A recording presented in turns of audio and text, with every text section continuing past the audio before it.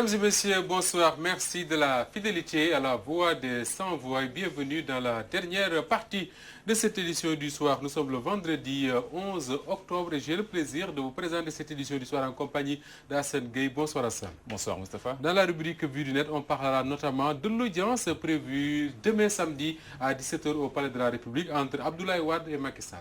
Effectivement, Moustapha, l'annonce a été faite cet après-midi par la commission de communication du Parti démocratique sénégalais. Donc le chef de l'État, l'ancien chef de l'État, Abdoulaye Wade, sera reçu par le président Macky Sall demain samedi à 17h. Nous allons aussi parler de cette mesure annoncée par le ministre de l'Intérieur, Aly Ngouille Ndiaye, qui dit que désormais, en tout cas d'ici quelques temps, ils vont mettre sur pied une mesure qui fera un retour de ces visas, la réciprocité du visa pour les étrangers qui veulent entrer au Sénégal. Il leur faudra un visa comme pour les Sénégalais qui veulent en sortir. C'est très commenté sur les réseaux sociaux ce vendredi. D'ailleurs, dans le net, on verra ce qui s'est passé avec la revue de la presse en ligne de Safiatou Cissé. Mais en attendant tout cela, nous avons le plaisir de recevoir Ousmane Diallo. Il est le secrétaire général de la Confédération nationale des travailleurs du Sénégal, Force du changement, CNTS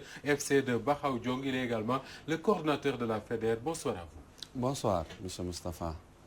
Alors, je disais tout à l'heure que vous êtes de la CNTS FC et je précise de Bakhaw Diong parce qu'effectivement, il y a une autre CNTS FC qui est dirigée par Cheikh Diop. Oui, déjà, je suis le premier adjoint de Bakhaw Diong. C'est Bakhaw Diong, la secrétaire générale. Donc maintenant, pour le cas de la CNTS, vous savez, il y a une histoire. Puisque dans les statuts, dans l'article 20 de la CNTS FC, Force du changement, que Cheikh Diop dirigeait, donc il est dit que chaque 3 ans, on doit partir vers un congrès. Alors, M. Cheikh Diop est venu, il a fait 3 ans, il a fait 2 mandats, donc ça fait 6 ans sans faire de congrès. Et dans ces mêmes statuts, il est prévu, quand ce cas-là se présente, il faudra partir vers un congrès extraordinaire avec l'accord des 2/3 des syndicats. Et c'est le cas, c'est ce qui s'est fait. Et ils ont mis Bakhaw Diong à la tête. Donc tout a été respecté sur le plan réglementaire et sur le plan statutaire. Donc on ne voyait pas que Cheikh après organise un congrès qui n'avait même pas de personne pour résister. Et il a résisté avec ça, il a été appuyé, le gouvernement n'a pas tranché, on a fait des années, c'est depuis 2011. Et finalement, ils sont partis au niveau de la justice. Mais comment se fait-il que vous nous dites que les 2/3, c'est ça? Oui. Des syndicats membres de la CNTS-FC étaient pour la tenue du congrès. Oui, malgré tout, Cheikh Diop résiste, je reprends vos mots. Oui. Est-ce que dans les textes de cette centrale-là, il est prévu qu'au bout de 2 mandats, forcément, Cheikh Diop doit partir? Non, à chaque 3 ans, il faut un congrès déjà. Mais lui déjà, il a violé. Est-ce que le nombre de mandats est limité? Non, lui. Mais il pouvait faire ce qu'on lui avait demandé de faire. C'est-à-dire, c'est de faire 3 ans, de ne pas faire un congrès. C'est déjà, ça pose un problème puisqu'il a violé les textes. Normalement, il devait faire un congrès. On va le renouveler si les syndicats veulent le renouveler. Ensuite, il a enchaîné pour faire un autre mandat. Donc, normalement, tu fais 2 mandats de suite sans congrès, il faut impérativement le faire. Donc, c'était pas compliqué. Si on veut le remettre, on le remet. Si on veut changer et mettre Michel Diallo au niveau de la Sénélec, on va le mettre. Mais c'est ça qu'il a refusé de faire ce congrès. Ça, il y a eu des problèmes. Finalement, comme les textes avaient prévu cette sorte de situation, ils ont appliqué les textes. Ils ont dit qu'il faut convoquer un congrès extraordinaire sur l'accord des 2/3 des organisations syndicales. Vous avez saisi la justice pour que le conflit soit tranché, mais on remarquera que malgré tout cela, c'est Cheikh Diop aujourd'hui qui incarne la CNTS-FC. Oui, mais il l'incarne, c'est avec l'appui du gouvernement. Puisque c'est le gouvernement qui a refusé de trancher. Mais nous, en bas, on savait ce qui se passait, puisque Cheikh Diop était le goro du Premier ministre, en son sens qui était tout puissant. Donc tout a été mis sous pied. Et la centrale, Bakhaw a souffert de ça, puisque ce n'était pas normal que la Cour suprême, pour qu'elle gagne en première instance, en deuxième instance, battre Cheikh Diop 1 fois, 2 fois, la Cour suprême. Bon, écoutez, c'était là le sommet, vous m'excusez du Wolof, et que personne ne respecte. Tout a été violé. Elle a contesté même les élections, lors des élections des centrales. Mais le ministre Mansour Sy, en son temps, a fermé les yeux, puisque c'est tout un réseau gouvernemental. Il a fermé les yeux, ils ont peur du Premier ministre. C'est ça qui se passe. Le président, il peut ne pas connaître le dossier, puisque le Premier ministre qui était le chef de gouvernement, qui avait tout. Donc tout passait par lui. Donc lui, on ne peut pas imputer le président de la. C'est pourquoi le 1er mai passé, c'est le président qui a dit on va plus s'immiscer dans les problèmes des organisations syndicales. Parce que le gouvernement le faisait. On le faisait. S'il dit ça, c'est puisqu'on le faisait. D'accord. Alors, lui-même, il s'y connaît. D'ailleurs, on reviendra sur ça. La CNTS-FC est née des flancs de la CNTS, qui était dirigée par Madia Diop, au lendemain de ce fameux congrès qui avait été tenu au CICES et qui avait permis à Mody Guiro de prendre la tête de ce syndicat-là. La CNTS-FC est créée des flancs de ce central-là. Aujourd'hui, c'est une autre CNTS-FC qui est née des flancs de la CNTS-FC elle-même. Est-ce que vous ne participez pas, vous, à l'émiettement de ce mouvement syndical? Mais déjà, le fait de quitter la grande centrale, la CNTS, qui était majoritaire ici, avec Madia et ses doyens qui étaient extraordinaires. Et parmi eux, même ses adjoints sont toujours avec Bahao. Il y a le doyen Omar Sané, qui était le bras droit du doyen Madia Diop. Il y avait le chargé de la communication, Mambiram Faye, qui gère aujourd'hui les retraités. Ils sont tous avec nous jusqu'à présent. C'est eux qui encadraient Bahao. Donc c'était la plus jeune dans le lot. Ils ont préféré mettre celle-là. Alors, si aujourd'hui, Cheikh avait accepté le principe de la démocratie, on n'arriverait pas ici. C'est ça. Et même dans les organisations Sénégal, c'est ça le problème. Puisque si aujourd'hui une organisation syndicale est là, tu respectes les textes, tu luttes comme il le faut, ça ne mérite pas de créer une autre. Toute cette multiplication de syndicats, c'est puisqu'il y a un manque de démocratie dans les successions. L'Africain, quand il est devant, il refuse de descendre. C'est le problème. Avec nos présidents, c'est le problème. Avec nos ministres, c'est le problème. Avec nos gouvernants. Et là, ça devient malheureux, puisqu'il faut accepter ce principe démocratique. Moi, j'ai fait jusqu'ici. Je vais donner à Hassan, il va porter le flambeau jusqu'à un niveau, on va donner à Hassan Diop, il va le faire. C'est comme ça, la démocratie, c'est comme ça. Ce que je n'ai pas tout à fait compris également, c'est que vous dites que les 3 tiers de la centrale... Les 2 tiers. Les 2 tiers, excusez-moi, de la centrale sont avec Bahao, mais on est allé à des élections de représentativité syndicale. C'est Cheikh Diop qui a pu avoir les 10% qui lui permet aujourd'hui de siéger autour de la table du gouvernement pour parler au nom de cela. Oui, je sais, mais écoutez, vous savez, quand un gouvernement déroule quelque chose, vous n'y pouvez rien du tout. Les résultats de la Cour suprême vous montrent qu'il y a anguille sous roche. S'ils décident de faire quelque chose, ils vont le dérouler. Et cette dame, elle a été légère du début à la fin. Et c'est une dame, et c'est la seule actuellement, qui est sur le plan syndical aujourd'hui avec une centrale. C'est la seule qui est là, qui défend les travailleurs. Donc le gouvernement a failli sa mission par rapport à ça, puisque le truc est pendant. Le tribunal se déclare incompétent, tout en sachant qu'il ne voulait pas qu'elle gagne. Et elle avait toute la situation pour gagner. À peu près, c'est ça. Maintenant, Cheikh, s'il avait respecté, on ne serait pas là aujourd'hui. C'est puisqu'il a voulu être gourmand, il a voulu violer avec sa puissance, mais les textes sont dignettes, puisque ce sont les textes qui ont permis aux 2 tiers d'organiser un congrès extraordinaire. Et ça veut dire que tout ce qui a été fait sur la base des textes, c'est quelque chose de légal. Et le tribunal aussi l'a prouvé jusqu'à la Cour suprême. Ça veut dire qu'ils ont tranché en faveur de Bahao. Donc Cheikh n'est pas légal. Maintenant, s'il est appuyé par l'État, nous, on n'y peut rien, puisque c'est un forcing, c'est un jaïdolé qu'on est en train de nous faire, et ça, ce n'est pas normal. Et nous sommes toujours légers. Le conseil d'administration au niveau de l'IPRES, Bahao devait avoir ses représentants. Et dans d'autres secteurs. Et jusqu'à présent, on laisse les éléments de Cheikh, et Cheikh n'existe même pas, puisque la Cour suprême a tranché. C'est ça qui est malhonnête un peu. C'est une malhonnêteté intellectuelle qui n'est pas normale. Souleymane Diallo, au-delà de l'État, Ousmane Diallo, au-delà du rôle de l'État, est-ce que ce n'est pas cette gourmandise dont vous faites état tout à l'heure, ou bien aussi cette inamovibilité des dirigeants des syndicats qui est en train de tuer la lutte syndicale au Sénégal? Parce que qu'on lise depuis Madia Diop, on n'a plus des grèves d'une envergure nationale, et ça se voit. Il n'y a que le G6 qui l'a fait l'année dernière avec des marches qui ont fait quand même peur du Il a fallu que la première dame se mette dans Non, vous êtes en train de me jeter une pierre, puisque les marches ont été enclenchées par la FEDER, M. Diop. Nous avons fait une marche à Kaolack, nous avons fait une marche à Thiès et à Mbour qui a réussi, qui a été vraiment montrée partout Nous avons débuté la grève, nous avons débuté les marches, ils n'ont fait que copier ce que nous avons fait, puisque s'ils ne le font pas, ils sont morts. Les enseignants, tu luttes pas, il y a une partie qui lutte, tu luttes pas, tu perds tes militants. C'est ça le jeu.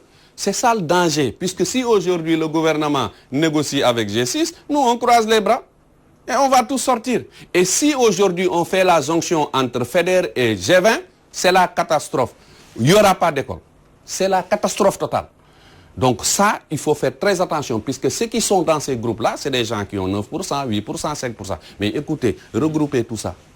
Mais c'est plus fort que G6. Qu'est-ce qui vous permet aujourd'hui de dire que le G20 ou la FEDER a une puissance de frappe beaucoup plus importante que celle du G6? Mais c'est la vérité. Parce que si on se base sur les résultats des élections de représentativité, mais vous êtes très loin derrière. Mais écoutez, il y avait les élections de représentativité qui ont été falsifiées. Mais ça n'a pas empêché la FEDER de sortir et de paralyser le système en son temps.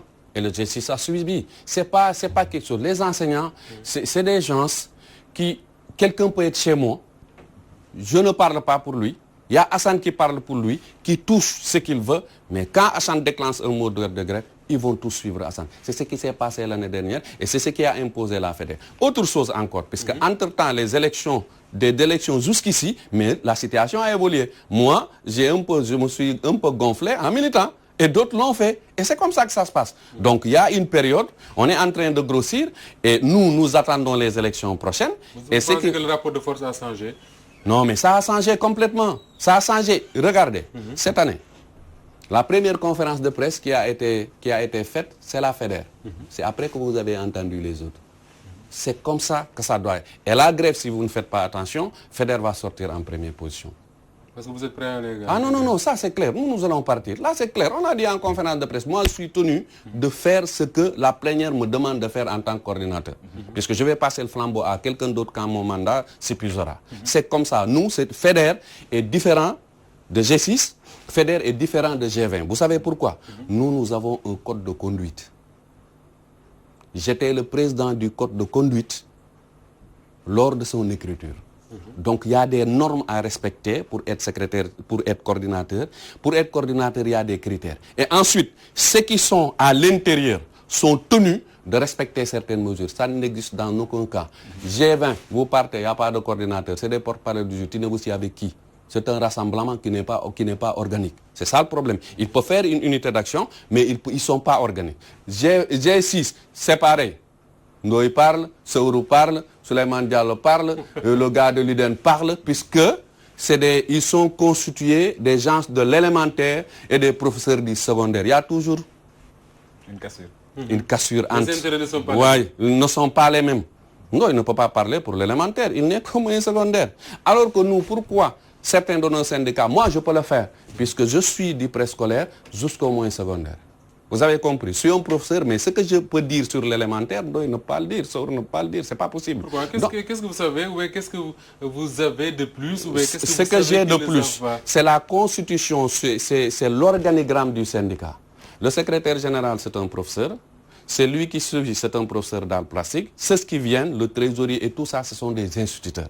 Donc c'est le bureau national, le BEN national, qui est composé comme ça. Et la départementalisation des responsables aussi, c'est comme ça. Ceux-là s'occupent du moyen secondaire, d'autres s'occupent de l'élémentaire. Donc moi, j'ai toutes les informations. Je vous ai parlé de l'IF de Thiaroye. Moi, je ne suis pas au niveau de l'élémentaire. Ce sont mes responsables de base qui voient les enseignants ou bien qui ont subi ces coups, qui m'envoient les informations pour que je puisse les divulguer, pour qu'on puisse arrêter cette mascarade. Voilà, c'est la différence. Alors, si vous ne négociez pas avec nous, ils vont poser des problèmes, puisque nous, de toute façon... Alors, Ousmane Diallo, pour revenir un peu sur votre force de frappe, comme disait tout à l'heure Moustapha, vous dites que vous êtes puissant en ce moment-là. Comment donc le G6 peut obliger le gouvernement à ne pas parler avec vous? Non, mais écoutez, le G6 n'est pas puissant. Le gouvernement s'est mis dans son propre piège.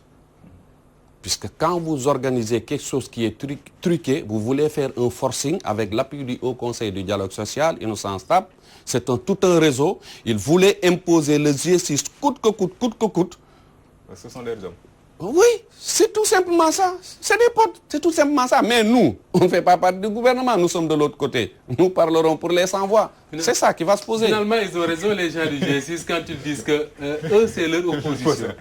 Non, mais ce n'est pas une question pour nous. Oui. Pour ils nous, sont la majorité, vous êtes leur opposition. Non, ils n'ont pas la majorité du tout, puisque quand on fait actuellement les statistiques, et puis depuis même lors, ils ne sont pas majoritaires.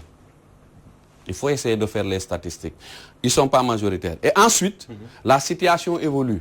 Et le discours qu'ils incarnent aussi, ça compte. Puisque un leader, tu dois incarner. Et eux, il n'y a pas de leader parmi eux.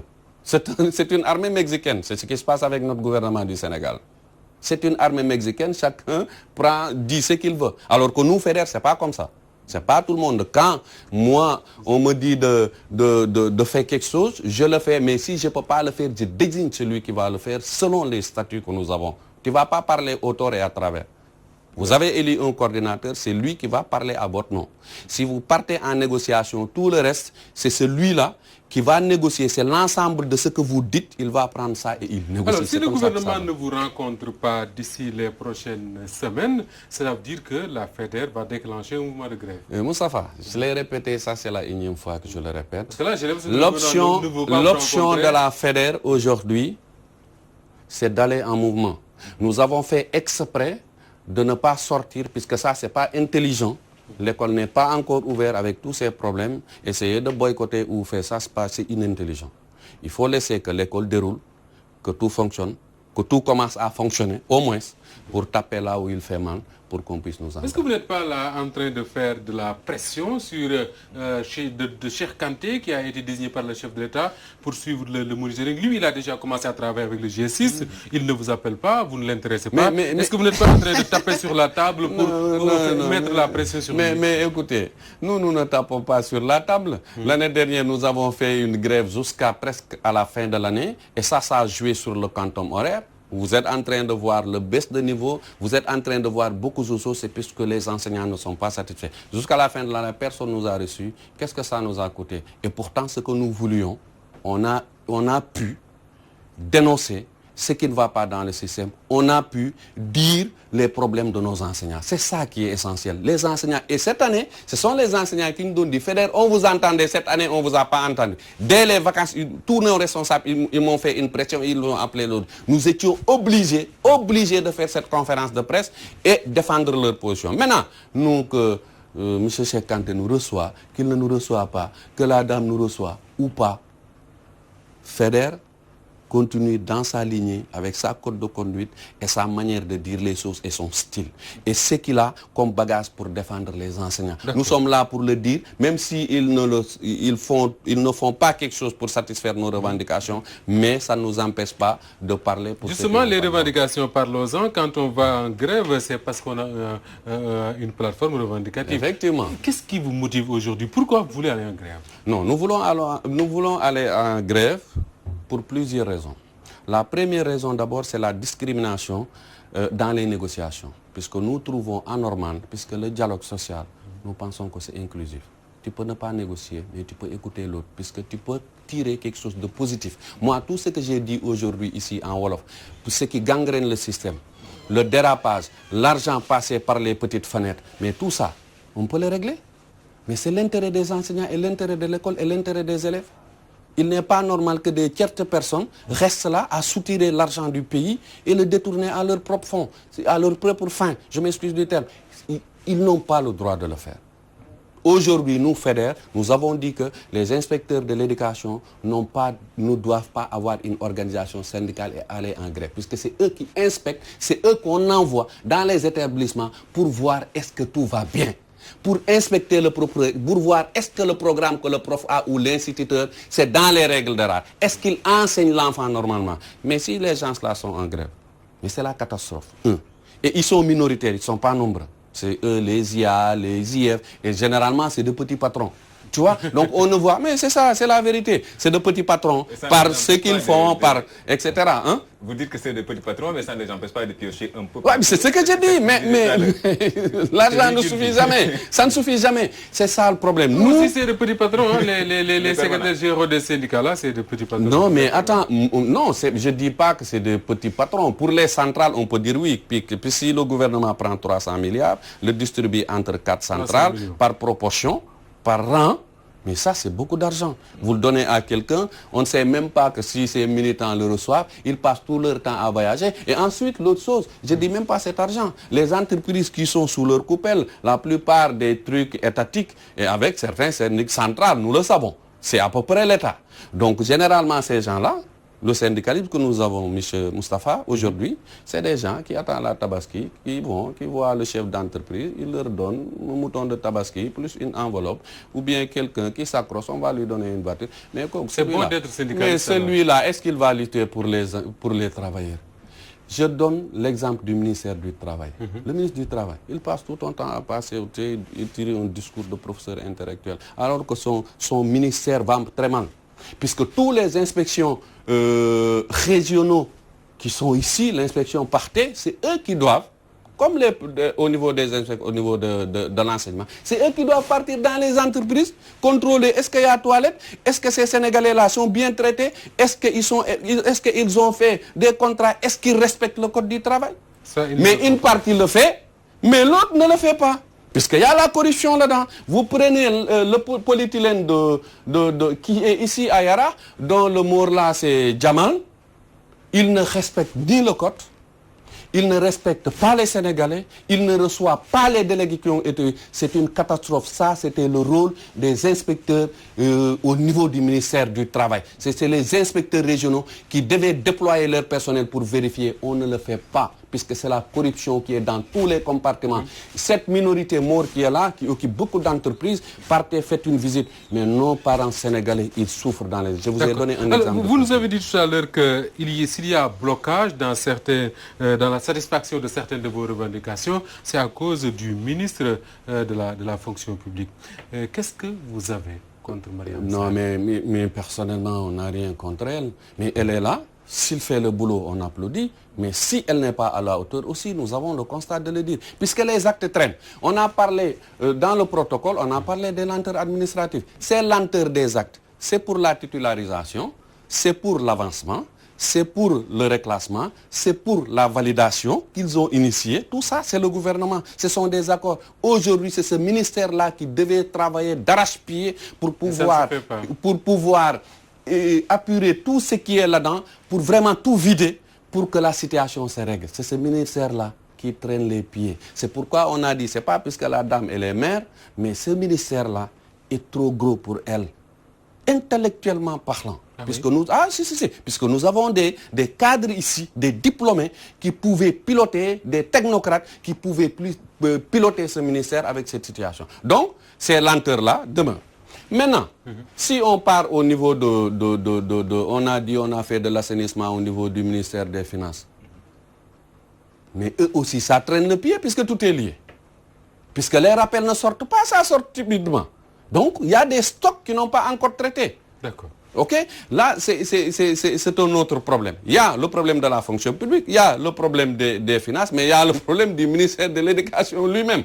Avec un gros budget, ça reflète nulle part ailleurs. 40%, ça reflète nulle part ailleurs. Puisque toutefois, ton enfant, s'il part à l'école, il ne revient pas dès le début de l'ouverture avec des cahiers. Et par le passé, c'est ça qui existait. Oui. C'est puisque l'argent circulait normalement. Actuellement, c'est des magouilles. Où va l'argent de l'éducation alors? Ah, mais j'ai donné un petit exemple. Si vous prenez, par exemple, un IEF, je prends l'IEF de Tcharoy, parce que j'ai des preuves.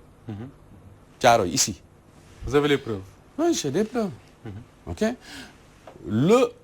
Les enseignants qui ont été envoyés pour superviser le brevet de l'éducation physique, il y a un terme que j'ai oublié. Ils sont partis, vous envoyez des enseignants. Vous payez une partie 6 000, l'autre partie, vous les payez 4 000. C'est le même IF, les mêmes enseignants, ils surveillent la même chose. Et pourquoi on donne à 4 000, toi on te donne 6 000? Et pourquoi l'IF de Pikine Guédiawaye paye 10 000 ou pourquoi l'IF de Rufisque paye 11 000 par enseignant, les autres payent 4 000, 6 000, donc c'est pas nivelé, donc il y a des ndjudjadj à l'intérieur. C'est-à-dire c'est ça qui bloque un peu. L'argent là est bouffé par des gens qui sont dans une situation un peu à l'aise et on laisse l'enseignant comme ça et on laisse l'élève comme ça. On dit que maintenant l'enseignant ne doit pas revendiquer. Mais aujourd'hui, on ne doit pas être dans ce pays un enseignant qui fait toute sa carrière, il n'a pas même une parcelle pour construire. Et pour construire, il faut un prêt. Il n'a pas ses moyens. Et il passe tout son temps à former les enfants de ce pays. C'est ça qui n'est pas normal. Il nous reste très peu de temps, mais revenons un peu au début de cet entretien pour reparler des centrales syndicales. Avec ce qui s'est passé récemment à l'institution de prévoyance retraite du Sénégal, IPRES. Il y avait un conflit ouvert entre le PCA et le directeur général Mamadou Sy Mbengue, qui est finalement parti parce qu'il y a un décret présidentiel qui l'a nommé à la SNHLM. Ce qui a étonné, c'est que les centrales syndicales se sont offusquées du fait que le DG de l'IPRES, nommé par le chef de l'État, Amadou Lamine Dieng, le soit au sortir d'une réunion du Conseil des ministres. Les centrales se sont opposées à ça et finalement le président a reculé. Oui, mais c'est que là, l'IPRES, c'est un cas spécifique. Puisque au niveau de l'IPRES, pour le DG, c'est le conseil d'administration qui le nomme. Là, M. le Président a fait une erreur, c'est pourquoi d'ailleurs il a reculé. Lorsqu'il s'est rendu compte de son erreur, il a reculé. C'est salutaire. Il pouvait laisser faire le fonctionnement comme il avait l'habitude de faire, mais cette fois-ci, c'est la première fois qu'il recule. Alors, les centrales, la CSA, l'UNSAS, la CNTS, FC ont finalement bien fait de rappeler au chef de l'État que l'autonomie de gestion de l'IPRES ne lui ferait pas de nommer un DG.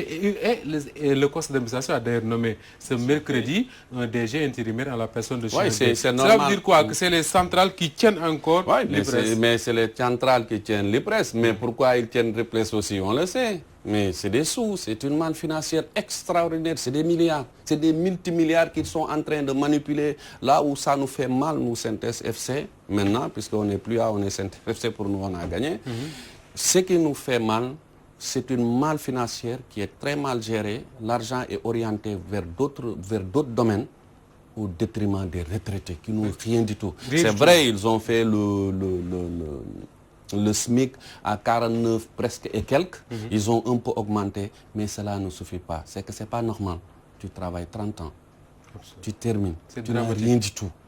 Tu ressembles à quelqu'un qui se décourage comme... Il faut regarder les retraités. C'est pas normal. Alors qu'il y a des gens qui manipulent cette manne financière, qui construisent des hôtels, qui voyagent, qui font ce qu'ils veulent. C'est pas normal. Donc l'IPRES enrichit des gens et appauvrit les retraités. Moustapha, c'est dans tous les compartiments, que ça soit à l'IPRES, que ça soit à l'inspection régionale du travail. C'est une partie du personnel est soudoyée. C'est ça le problème. C'est pourquoi nos Sénégalais souffrent dans les entreprises. Et ceux qui sont premiers et deuxièmes, on les nourrit de l'argent, ils se remplissent les postes, ils font des voyages, ils ne luttent pas pour les travailleurs. Tout le monde souffre, le monde du travail, c'est précaire, ils souffrent tous. Ousmane Diallo, premier adjoint donc de la CNTS-FC et coordinateur de la FEDER, est l'invité de cette édition du soir qui se poursuit avec la rubrique Vue du net d'Assane Gueye. C'est tout de suite.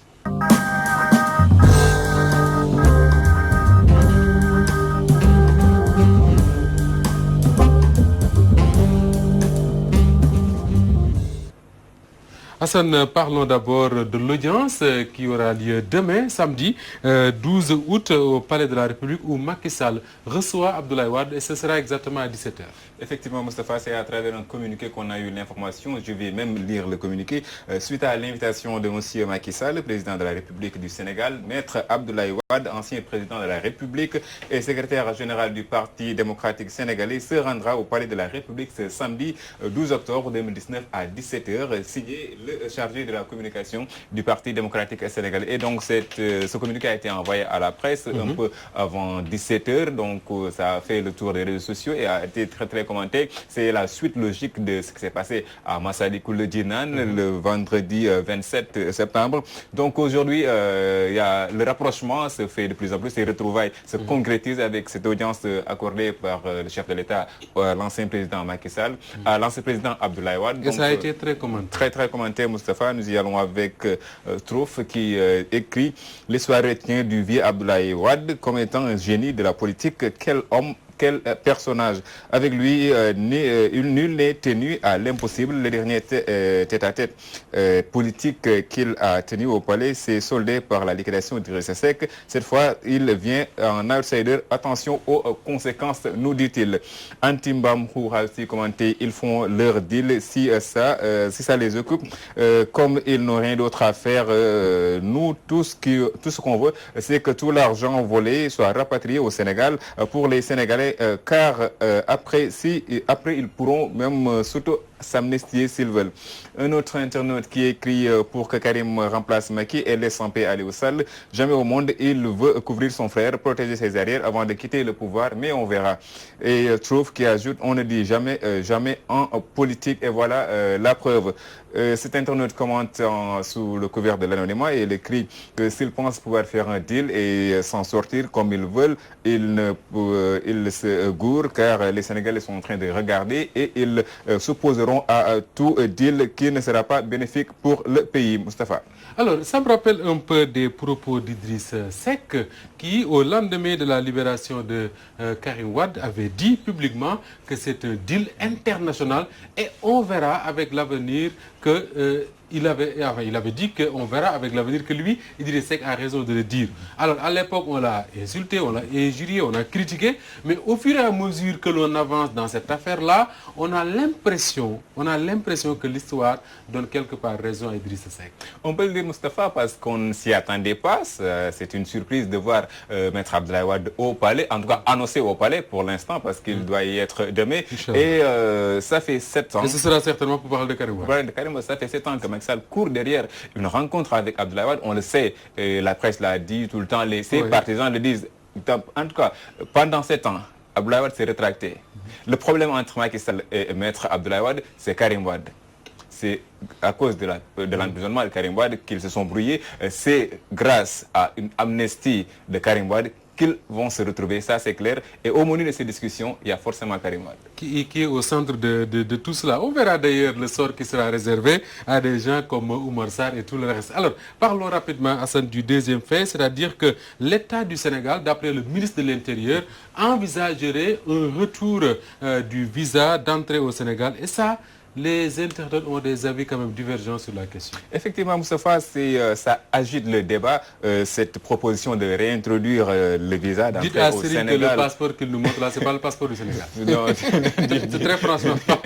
Le passeport du Sénégal, mais c'est piqué sur le site internet de nos confrères. Donc, on ne va pas citer le confrère qui a publié. Donc ça agite le débat, Moustapha, depuis ce matin. Donc, c'est cette proposition de réintroduire le visa d'entrée pour les étrangers hors CEDEAO au Sénégal. Donc le ministre de l'Intérieur l'a dit, ils vont appliquer cette politique qu'ils ont déjà eu à expérimenter entre 2013 et 2015 qui n'a pas marché. Et Paul Faye a dit tout à l'heure dans le journal de 20h que entre 2013 et 2015, les conséquences ont été désastreuses.